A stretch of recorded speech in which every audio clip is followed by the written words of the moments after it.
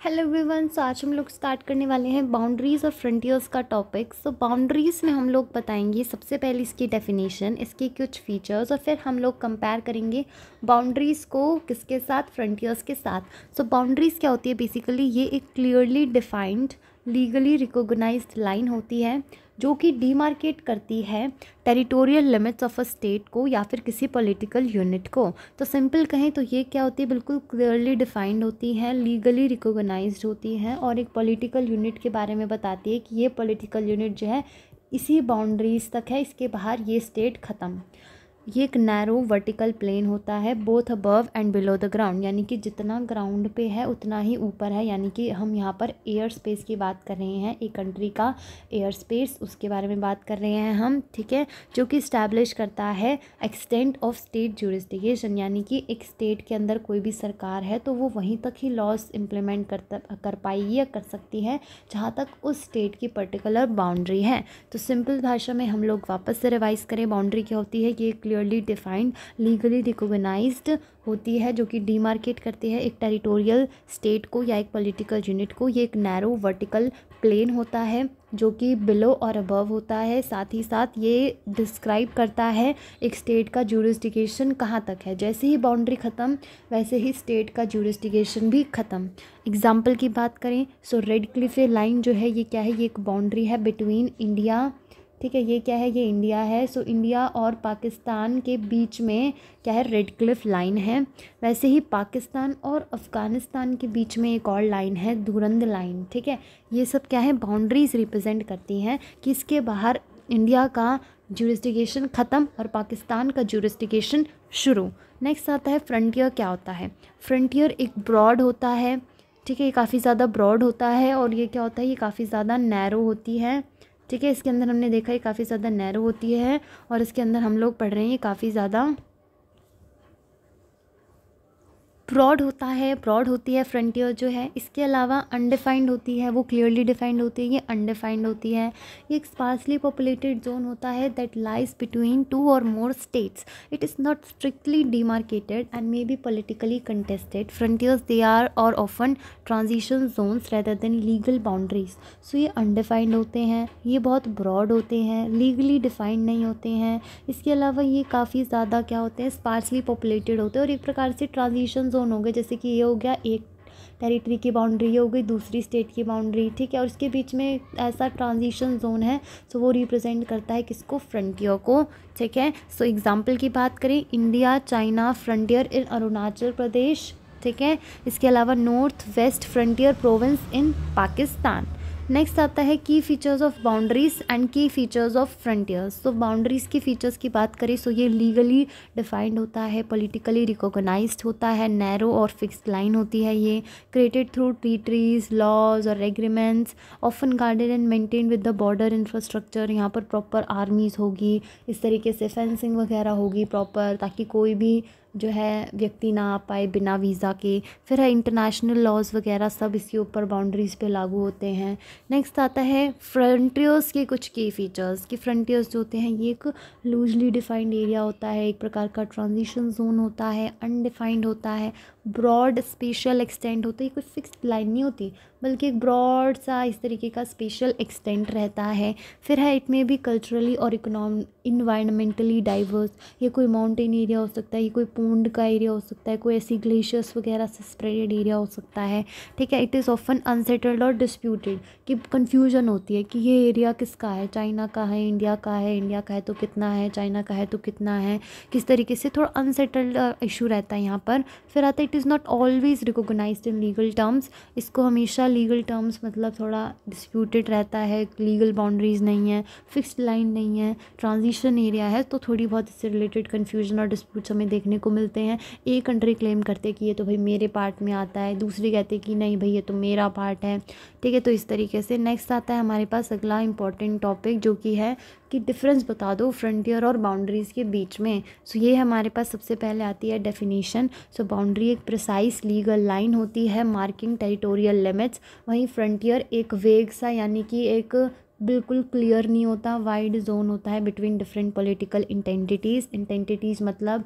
Countries, state, units. फिर आता है नेचर, जो बाउंड्रीज होती हैं ये लीगल होती है, फिक्स्ड होती है, recognised by the international law.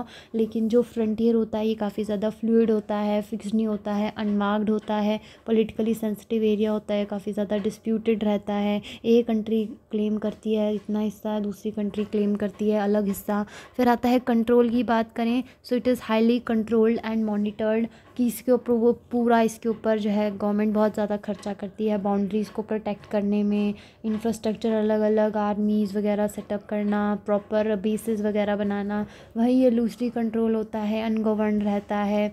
Next आता है पर्पस की बात करें, सो ये लिमिट सेट करता है गवर्नेंस की, कि तुम्हारा जो ड्यूरिस्डिक्शन है सरकार का वो सिर्फ इतने एरिया में ही रहेगा, इसके बाहर no law, no implementation of that government, कोई सरकार की उस ब्यूरोक्रेसी बिल्कुल आउट ऑफ है। ठीक है, नेक्स्ट वहीं ये क्या है, एक बफर जोन होता है या एक ट्रांजिशन एरिया की तरह काम करता है। ठीक है, नेक्स्ट आता है डिमार्केशन की बात करें, so it is clearly marked on the maps and the ground, जैसे कि पता चल गया कि ये क्या है, ये इंडिया की बाउंड्री है और ये क्या है, बिल्कुल क्लियरली मार्क्ड है, मैप पे देखेंगे तो आसानी से पता चल जाएगा। लेकिन अगर हम फ्रंटियर की बात करें तो ये फिज़िकली मार्क्ड नहीं होते हैं और साथ ही साथ ये ऑफिशियली डॉक्यूमेंटेड भी नहीं रहते हैं, ये काफ़ी ज़्यादा फ्लूइड रहते हैं, बिल्कुल क्लियर नहीं होते, तो इनको मैप पे रिप्रेजेंट करना मुश्किल रहता है कि कितना फ्रंटियर है ये इस तरीके का। एग्जांपल की बात करें, सो इंडिया बांग्लादेश बॉर्डर हो गया, इसके अलावा जैसे कि ये जो एरिया हो गया इंडिया बांग्लादेश बॉर्डर हो गया, इस तरीके से। नेक्स्ट आता है India Tibet frontier in early 20th century. ठीक है, तो ये इसका फ्रंटियर का एग्जाम्पल है कि अब बाउंड्रीज़ जो है ना वो चेंज होना बहुत ज़्यादा मुश्किल है, या तो वो वॉर की वजह से चेंज हो सकती है, या फिर वो किसी ट्रीटी वगैरह की वजह से चेंज की जा सकती है। लेकिन फ्रंटियर जो है ये चेंज होता रहता है, लोग माइग्रेट करके चले गए, इसके अलावा कोई कन्फ्लिक्ट हो गया, कोई इंटरनल सेटलमेंट्स करनी स्टेट ने एक दूसरे से, तो उसकी वजह से भी हमें क्या है शिफ्ट देखने को मिल सकता है एक फ्रंटियर में। लेकिन वहीं जो है यहाँ पर जो है इसका शिफ्ट चेंजेस बाउंड्रीज़ का थोड़ा रेयरली देखने को मिलता है। नेक्स्ट आता है relevance, today it is essential in diplomacy, modern geopolitics and it is relevant in historical और कन्फ्लिक्ट प्रोन एरियाज़। ठीक है, तो ये था difference between nation boundary and a frontier. Next आता है अपने पास यहाँ पर अलग अलग बाउंड्रीज़ होती हैं। ठीक है, सो बाउंड्रीज़ के भी अपनी अपनी टाइप्स होते हैं, तो हम लोग फटाफट से स्टडी करते हैं। बाउंड्रीज़ को हम लोग उनके ओरिजिन, नेचर या फिर फंक्शन पे अलग अलग बेसिस पे डिवाइड कर सकते हैं। जैसे सबसे पहले आता है हमारे पास बेस्ड ऑन ओरिजिन, कि ओरिजिन के बेसिस पे हमारे पास एंटीसीडेंट बाउंड्री हो सकती है, सब्सिक्वेंट बाउंड्री हो सकती है, सुपर इम्पोज्ड बाउंड्री हो सकती है और रेलिक्ट हो सकता है। ठीक है, सो ये रेलिक्ट जो है बाउंड्रीज़ ये नो लॉन्गर फंक्शनल है बट स्टिल विजिबल, जैसे बर्लिन वॉल इन जर्मनी। सो ये काफ़ी रेलिक्ट क्या है, जैसे कि पहले के ज़माने में काफ़ी ज़्यादा अलग अलग हमने एक तरीके से विजिबल वॉल बना दी। ठीक है, फंक्शनल बना दी इस तरीके से, जैसे कि बर्लिन वॉल क्या थी, जो कि वेस्ट जर्मनी को ईस्ट जर्मनी से डिवाइड करती थी। ठीक है, हालांकि अब इसको क्या है तोड़ दिया गया है after the unification of Germany. So इस टाइप की जो बाउंड्रीज़ होती हैं जो कि नो लॉन्गर फंक्शनल लेकिन दिखती है थोड़ा बहुत विजिबल है, तो उसको कहते हैं रेलिक्ट बाउंड्रीज़। नेक्स्ट आता है super imposed boundaries which is imposed by external powers ignoring local cultures. ठीक है, सुपर इम्पोज मतलब कि किसी और ने किसी और कंट्री के लिए तय करके दे दी कि ये आपकी बाउंड्रीज़ हैं। जैसे कि ब्रिटिश ने जब अफ्रीका का कॉलोनाइजेशन किया था तो अफ्रीका के बहुत सारी कंट्रीज़ को ब्रिटिशर्स ने क्या किया था, डिवाइड किया था और उनकी बाउंड्रीज सेट करी थी। सो वो क्या हो गया, super impose boundaries which is impose by any external power ignoring the local culture.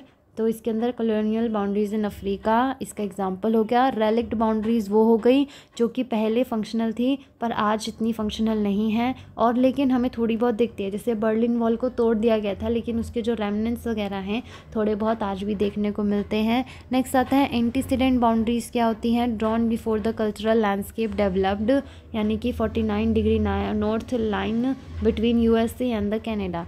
तो एंटीसीडेंट क्या होता है कि ये एक ऐसी लैंडस्केप या एक ऐसी लाइन जो कि वहाँ के ह्यूमन सिविलाइजेशन से पहले, मतलब इतने लोग आए नहीं थे, माइग्रेशन वहाँ हुई नहीं थी, लेकिन उससे पहले ही बाउंड्रीज जो हैं वो सेट कर रखी थी कि इतना एरिया इसका है और इतना एरिया हमारा है।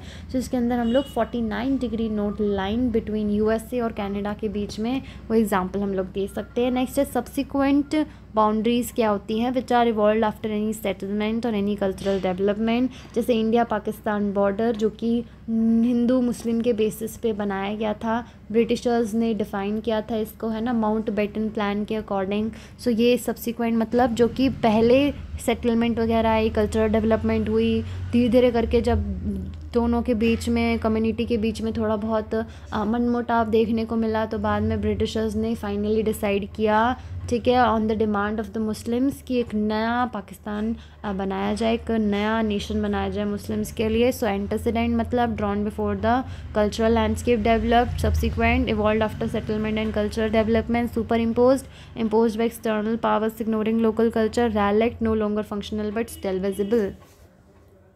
नेक्स्ट आता है अपने पास बेस्ड ऑन फिजिकल और ह्यूमन फीचर्स। सो बाउंड्रीज जो है वो नेचुरल भी हो सकती है, आर्टिफिशियल भी हो सकती है, कल्चरल भी हो सकती है, ज्योमेट्रिक भी हो सकती है, मैरीटाइम भी हो सकती है। सो नेचुरल बाउंड्रीज़ में सिंपल हमने बताया जो फिजिकल फीचर्स को फॉलो करती है, जैसे रिवर, माउंटेन, डेजर्ट हो गया।